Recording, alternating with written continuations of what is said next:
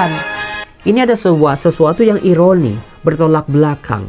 Begini, berkat seharusnya mempersatukan. Berkat harusnya merekatkan, bukan membuat orang mengambil jarak. Contoh, salam damai sejahtera saudara-saudaraku yang terkasih pencinta firman Tuhan. Berjumpa kembali dengan Bible Learning with Father Joseph. Saudara-saudaraku, bagaimana kabar Anda hari ini? Saya harap Anda semua dalam keadaan sehat. Yang di Bogor, mohon maaf selama ini saya tuh nggak pernah nyebut Bogor. Saya dikomplain, Romo, Jakarta itu kan paling deket tuh ke Bogor, Romo. Yang di Tangerang juga Romo nggak pernah sapa. Maka saya sapa juga kota-kota yang belum pernah saya sebut. Saya berharap dimanapun Anda berada, berkat-berkat Tuhan turun atas kehidupan Anda.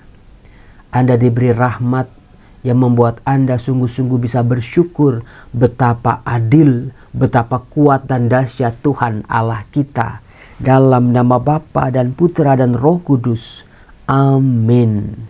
Saudara-saudara yang terkasih, senang rasanya ketika Anda balik lagi ke channel YouTube ini. Jangan lupa yang belum subscribe, di-subscribe, nyalakan tanda loncengnya. Terima kasih Anda yang selalu sebar-sebar link video ini, Anda yang selalu komen di kolom komen. Terima kasih banyak, karena itu sangat berarti buat kelangsungan channel YouTube ini. Saudara-saudaraku yang terkasih, saya akan berbicara tentang sesuatu yang sangat luar biasa. Sebuah rahmat yang tadi waktu misa saya doa buat Anda semua. Tuhan, jangan sampai umat-Mu ini kehilangan rahmat ini.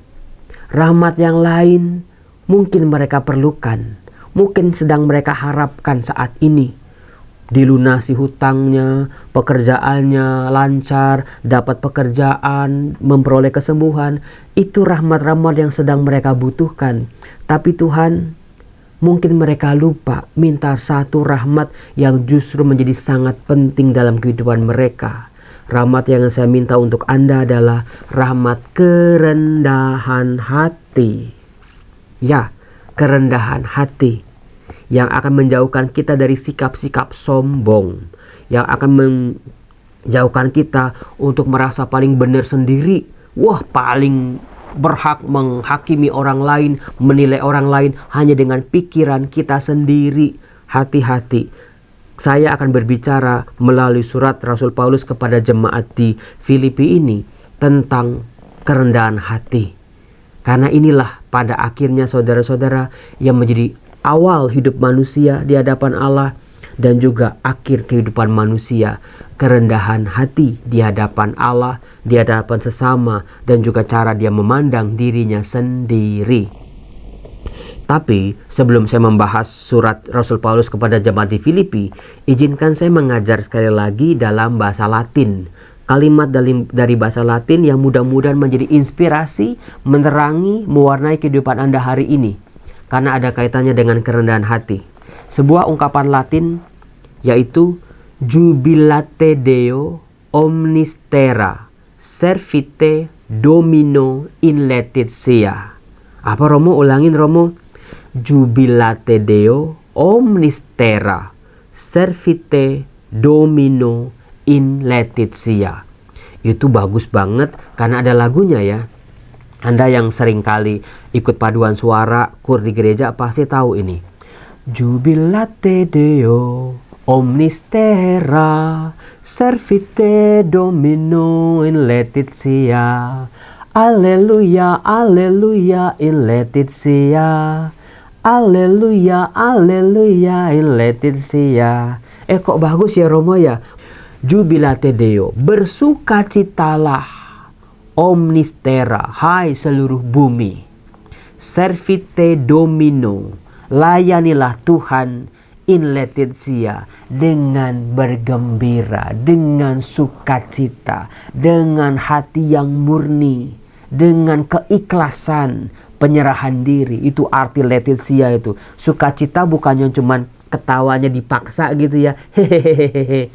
Bukan cuma ketawanya lamis-lamis, tapi ketawa yang penuh sukacita. Orang yang jujur di hadapan Allah. Orang yang tersentuh oleh rahmat Allah, melayani Tuhan dengan sukacita. Karena apa? Tuhanlah sumber dari segala kita sebagai hamba Tuhan, layani Tuhan dengan sukacita. Pujilah Tuhan, bersukacita di dalam Tuhan, hai seluruh bumi. Nah, saudara-saudaraku yang terkasih, saya akan berbicara soal kerendahan hati. Sebetulnya gampang sih untuk melihat apakah orang rendah hati atau tidak. Salah satu cara yang paling gampang adalah dia gampang ketawa enggak terhadap hal-hal yang kecil. Dari situ dulu aja deh bisa kelihatan. Karena gini, waktu kita masih kecil, masih anak bayi lah, itu seringkali kan kita lihat anak bayi ketawa-tawa gitu ya. Meskipun mamanya, papanya cuman ciluk bak gitu kan. Coba kalau anak remaja, anak Anda yang teenager, anak Anda yang umur 20, Anda ciluk bak, mami ngapain sih? Aneh banget. Lihat saudara-saudara, karena orang dewasa udah pikirannya udah macam-macam. Tapi anak kecil yang paling lemah, paling renta, paling ringkih, itu akan terhibur dengan hal-hal yang sekecil apapun. Cuma dikit-dikit aja bisa ngakak-ngakak. Orang yang rendah hati adalah orang yang mampu mengosongkan dirinya, membiarkan rahmat, kekuatan Allah, kehadiran Allah bekerja, memenuhi pikiran, perasaan dan tingkah lakunya, sehingga dia betul-betul mengalami sukacita yang sejati. Saudara-saudaraku yang terkasih, kalau kita tahu kerendahan hati musuhnya itu siapa? Musuhnya adalah kesombongan. Hati-hati kalau kita sudah mulai sombong. Orang sombong itu kelihatan juga sebetulnya bagaimana dia memandang dirinya. Kalau dia punya sesuatu, itu dia akan berpikir yang paling hebat. Kalau dia punya kelemahan, dia akan merasa kelemahannya yang paling parah di dunia ini. Dia sampai menutup mata terhadap kebaikan orang lain, keunggulan orang lain, kelebihan orang lain, maupun masalah atau problematik orang lain. Lalu juga, orang yang sombong ini ketika dia berelasi sama sesamanya, sama orang tuanya, sama kakak adiknya, sama anak-anaknya, sama teman-teman sepelayanan, sama rekan-rekan sekerjanya, dia akan melihat cenderung orang lain itu dengan kacamata negatif, seturut dengan penilaiannya dia, pikirannya dia. Maka dengan mudah dia menghakimi, kamu salah, kamu nggak becus, kamu nggak benar, yang benar itu harus begini, begini, begini. Itu ciri-ciri orang yang sombong, tidak memiliki kerendahan hati. Karena apa? Kita nggak pernah tahu pikiran orang semurni-murninya, seutuh-utuhnya. Kita nggak pernah lihat konteksnya bagaimana. Tapi kita dengan cara pandang kita yang cuman sekelibat saja kita bisa, wah ini. Hati-hati. Sekarang manusia sekarang tuh banyak banget yang kayak begitu. Sebetulnya orang yang mudah sekali menilai orang lain adalah dia sendiri lagi nggak bahagia hidupnya. Beneran deh. Coba dikorek-korek ketika Anda sering komplain sama orang lain ya. Lihat-lihat kekurangan orang lain. Coba lihat diri sendiri. Jangan-jangan kita sedang tidak happy. Kita sedang kecewa dengan kehidupan kita. Karena itu kesombongannya itu ternyata semu semuanya. Maka diperlukan kerendahan hati. Saudara-saudaraku terkasih, kerendahan hati sebetulnya bagi orang Kristiani itu contohnya sangat amat mudah. Seperti dikatakan oleh Paulus dalam jemaat di Filipi bab 2 ayat 5-11. Dikatakan, saudara-saudara dalam hidup bersama. Nah ini dia, dalam hidup bersama itu konteksnya di mana? Di keluarga, di gereja, di pelayanan, di tempat kerja, atau dimanapun sejauh kita hidup bersama-sama dengan yang lain. Hendaklah kalian bersikap seperti Kristus Yesus. Bukan seperti artis-artis yang lain, penyanyi-penyanyi yang hebat lain, tetapi seperti Kristus Yesus. Tuhan yang kita imani, Tuhan yang kita teladani, yang menjadi pola kita. Apa yang dilakukan oleh Tuhan Yesus? Apa yang dicontohkan Tuhan Yesus buat kita umatnya ini? Dikatakan, walaupun dalam rupa Allah, ia tidak menganggap kesetaraan dengan Allah itu sebagai milik yang harus dipertahankan. Demi keselamatan umat manusia, dia turun. Dikatakan, sebaliknya, ia telah mengosongkan diri dan mengambil rupa seorang hamba dan menjadi sama dengan manusia.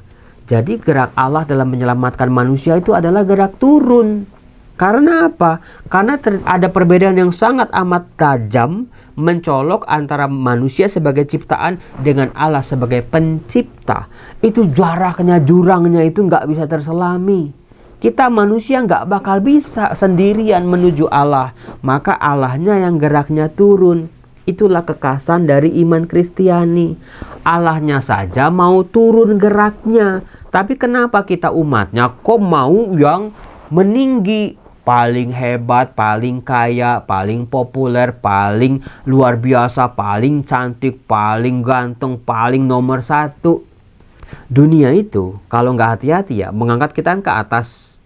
Tapi Anda bisa lihat sendirilah. Misalnya penyanyi suaranya hebat luar biasa.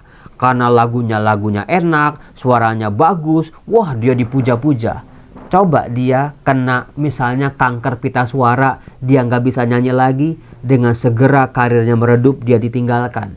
Artis yang ganteng, yang cantik, coba dia ketika kena kasus, dia akan ditinggalkan dengan cepatnya. Karena apa? Udah ngantri orang-orang yang lebih hebat, lebih cantik, lebih bagus suaranya daripada dia. Maka orang banyak stres. Waktu kaya, wah dipuji-puji, disanjung-sanjung, dielu-elukan. Tapi ketika kena kasus korupsi, nggak ada orang yang mau kenal sama dia. Itulah cara kerja dunia. Kalau kita ikut ditinggikan oleh dunia, maka biarlah Allah sendiri yang turun ke dunia. Kita mengosongkan diri kita, menerima rahmat itu, kita diangkat oleh Allah. Diangkat oleh Allah, bukan diangkat oleh dunia. Itulah yang tidak akan mengecewakan kita, saudara-saudaraku yang terkasih. Maka ketaatan. Manusia itu paling susah taat, bukan saudara-saudara? Karena kesombongan, karena sudah merasa hebat, karena sudah memiliki segala-galanya. Anda sudah dengarlah bagaimana Adam dan Hawa jatuh ke dalam dosa kan karena apa? Ketidaktaatan. Saul, Daud, bahkan Salomo, semuanya pernah jatuh dalam dosa karena apa? Kesombongan. Orang-orang ini yang jatuh dalam ketidaktaatan bukan orang-orang yang gak diberkati. Justru berkatnya lagi luar biasa. Orang Israel di padang gurun, berkatnya kan luar biasa. Tadi saya sebut Saul, Salomo, Daud, itu kan sedang diberkati oleh berkat yang luar biasa. Tapi karena mereka membuka celah mereka, pikiran di hati dan pikiran mereka terhadap yang namanya kesombongan, ketidaktaatan, sudah merasa paling hebat, gak butuh Allah lagi, sehingga mereka malah menjauh dari Tuhan. Ini ada sesuatu yang ironi, bertolak belakang. Begini, berkat seharusnya mempersatukan. Berkat harusnya merekatkan, bukan membuat orang mengambil jarak. Contoh, orang yang dikasih berkat hidungnya mancung, mukanya ganteng atau cantik, bodinya sempurna, bulu matanya lentik, alisnya tebal gitu ya, mukanya tegas. Itu kan berkat dari Tuhan. Tetapi dengan kelebihannya dia ini, dia merendahkan orang yang dianggap lebih jelek. Dia seringkali ambil jarak dari orang-orang yang dianggap biasa-biasa saja. Dia menjadi bikin gengnya sendiri. Lihat, berkat hati-hati karena bisa berubah. Berkat itu jangan mengambil jarak dengan mereka yang kita anggap lebih lemah dari kita. Berkat harus menyatukan. Bapak keluarga atau ibu rumah tangga sebagai orang tua, wah dikasih berkat perusahaan sampai 5, tapi malah menjauh dari pasangannya, menjauh dari anak-anaknya. Berarti ada yang keliru di sini. Berkat itu harus menyatukan, mendekatkan. Kalau kita punya berkat, lihat di jalan-jalan ada orang-orang yang gak makan. Ayo, berkat ini jangan membuat aku jauh. Berkat ini harus membuat aku dekat dengan mereka. Aku diberi kemampuan, diberi rezeki untuk supaya aku dekat dengan mereka. Berkat itu menyatukan, berkat itu merekatkan saudara-saudara. Maka kalau Anda punya berkat membuat Anda menarik diri dari orang-orang yang Anda cintai, dari masyarakat, dari dunia Anda, harus hati-hati. Jangan-jangan udah ada kesombongan dalam pikiran dan hati kita. Nah, saudara-saudaraku yang terkasih, kalau dalam bacaan Injil itu dibacakan Injil Lukas, Tuhan Yesus lagi-lagi konteksnya adalah sedang diundang makan di rumah orang Farisi. Kita sudah tahulah di jalan-jalan saja, di pasar atau di rumah ibadah, orang Farisi ini selalu menyelidiki Yesus. Tapi kali ini Yesus malah diundang ke rumah seorang Farisi. Tuhan Yesus memberikan pengajaran secara luar biasa ketika mereka sedang duduk makan. Misalnya kemarin, kalau kamu mengundang makan, undanglah orang-orang yang tidak bisa mengundang kamu balik. Sebab kalau kamu cuma bisa mengundang orang-orang yang bisa membalas undangan kamu, ya kamu nggak dapat upah apa-apa. Persis ketika Anda mau menikahkan anak misalnya, atau Anda mau nikah atau mengundang ulang tahun, yang Anda cari apa coba? Coba cari buku undangan, udah diundang sama siapa aja selama ini. Dunia cenderung untuk ya balas budi kayak gitu. Dulu saya diundang sama dia, sekarang saya harus ngundang dia, Romo. Ntar kalau nggak diundang, wah kita marah luar biasa. Tapi ajaran Tuhan Yesus kali ini adalah undanglah mereka-mereka yang tidak bisa membalas. Disitulah upahmu akan menjadi nyata. Itu ajaran Yesus seputar meja makan. Ada murid-muridnya, ada orang-orang makan bersama. Nah sekarang dilanjutkan dengan ada orang, salah satu dari undangan itu, dari orang banyak itu bersuruh seperti ini. Berbahagialah orang yang akan dijamu dalam kerajaan Allah. Saudara-saudara yang terkasih, di balik kata-kata ini memang membingungkan sih. Apa motivasi? Apa maksud orang itu berkata-kata seperti itu? Dia bilang berbahagialah orang yang akan dijamu dalam kerajaan Allah. Mungkin orang itu merasa tersanjung, merasa terhormati, bisa duduk makan dengan Yesus. Bisa membawa tokoh besar sehebat Yesus, bisa masuk datang ke rumahnya, bisa makan bersama.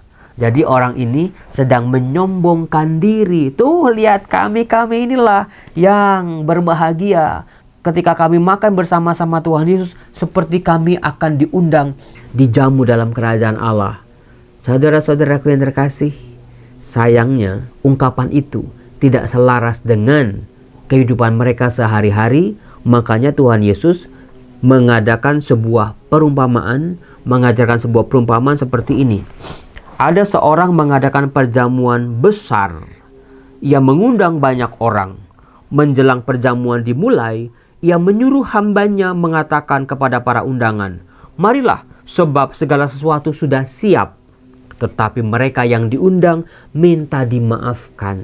Saudara-saudara, Anda aja pasti kecewa bukan? Udah ngundang 500 orang, yang datang cuma 50. Atau yang datang cuma 10. Waduh, ini gimana? Gedung udah siap, semuanya udah disiapin, makanan sudah siap, dengan harga yang fantastis mungkin. Tapi yang datang cuma 10, waduh, Anda akan kecewa. Saudara-saudara, ketika orang tidak datang ke undangan Anda, itu kan sebetulnya bukan soal dia bisa apa nggak bisa. Bukan soal dia itu mau datang apa nggak datang. Tapi soal relasi. Ini dia. Relasi.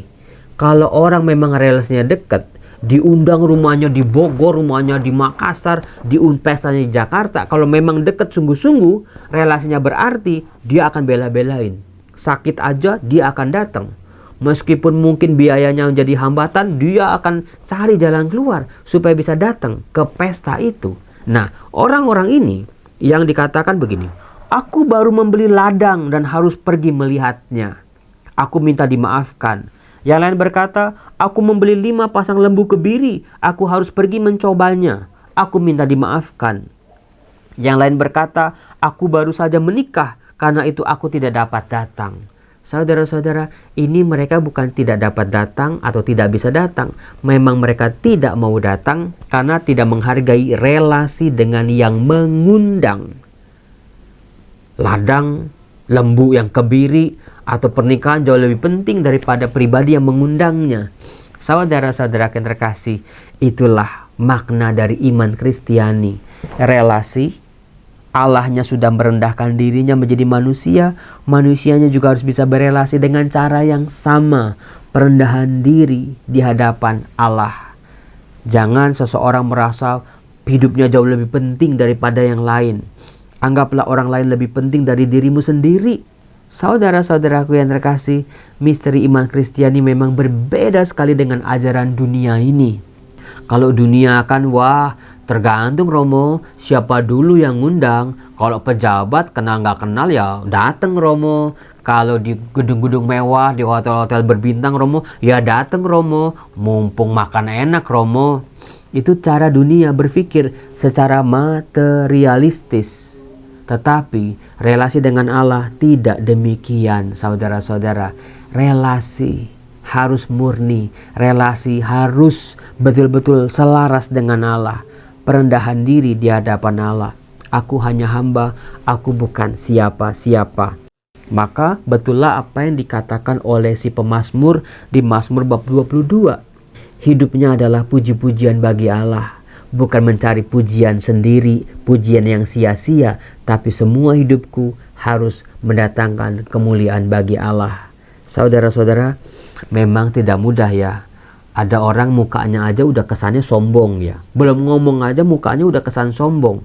Kadang-kadang kita ketipu juga sih. Saya pikir sombong ternyata ramah. Bisa jadi orang pendiam gitu dibilang sombong padahal dia mah lagi minder. Bisa jadi dia nggak berani ngomong aja. Maka dari itu saudara-saudara, janganlah suka menghakimi. Jangan suka menilai kalau nggak pernah diminta oleh orang ya. Coba mulai hari ini berani memuji, berani melihat kelebihan orang lain. Meskipun kelebihan orang lain seolah-olah menjadi ancaman buat kita, tapi bukan berarti kita itu jadi orang yang jahat, iri hati sama mereka. Berani memuji, berani menghargai yang sekecil apapun. Itulah jubilati Deo omnistera servite Domino in laetitia. Terima kasih Romo, sekarang saya jadi tahu konteks rendah hati itu apa. Di hadapan Allah, di hadapan sesama, dengan kehidupan diri kita sendiri. Saya mau Romo melayani Tuhan dengan sukacita. Sukacita yang lahir dari kerendahan hati. Semoga renungan hari ini bermanfaat untuk kita semua. Yuk masing-masing belajar. Saya pun masih belajar. Saya juga babak belur kok. Saya seringkali juga dapat segala hal yang aneh-aneh dari umat yang membuat saya tuh harus apa lagi. Tapi saya percaya Tuhan saya lebih kuasa daripada masalah yang saya hadapi. Demikian juga buat Anda ya. Salam, Tuhan berkati.